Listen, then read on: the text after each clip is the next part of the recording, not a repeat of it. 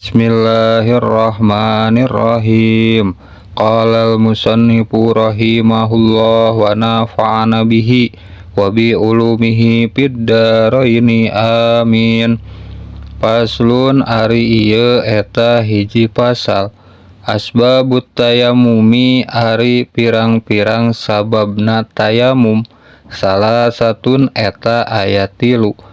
Pakdul ma'i tegesna hiji eueuh cai, wal marodu jeung kadua gering, wal ihtiyaju jeung katilu butuh ilaihi kana itu cai, liat si hayawanin karena dahagana hayawan muhtaromin anu dimulyakeun.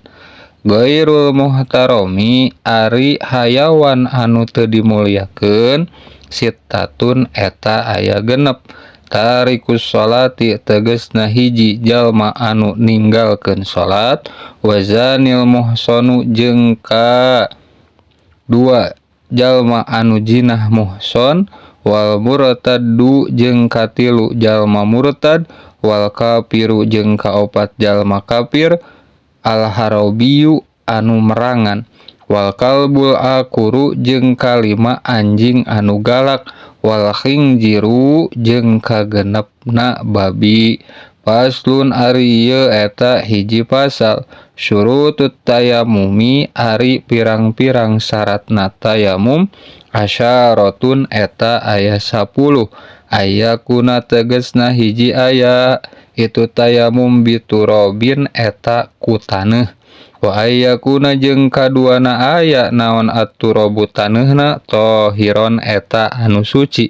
Wa alla yakuna jeung katiluna ulah aya itu taneuh musta'malan eta anu urut dipake susuci. Wa alla yukhalitahu jeung kaopatna ulah nyampuran kana itu taneuh naon dakikun tipung wanahuhu jeung samisalna tipung. Wa yaksidahu jeung kalimana yen ngamaksud jalma kana itu tayamum. Wa ayam saha jeung kagenepna yen ngusap jalma wajhahu kana beungeutna jalma, wa yadaihi jeung 2 leungeunna jalma bidarbataini kalawan 2 usapan. Wa ayyuzila jeung katujuhna yen ngahilangkeun jalma an najasata kana najis awalan dina mimitina tayamum. Wa yaztahida jeung kadalapana yen bener-bener jalma fil kiblati dina nyanghareup kiblat, qoblahu dina samemehna tayamum. Wa yakuna jeung kasalapana aya naon at-tayamumu tayamumna jalma ba'da duhulil waqti eta dina saenggeusna manjing waktu.